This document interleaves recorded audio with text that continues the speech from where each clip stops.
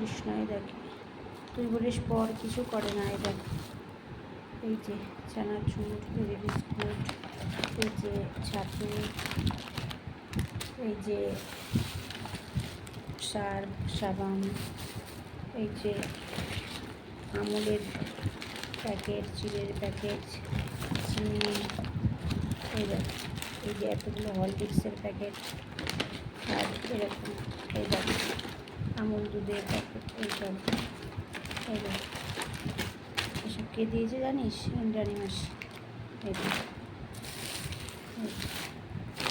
আজকে শুধু আমার জন্যই এসেছে এখানে। এই যে মুড়ি, আর এই যে এটা, এই যে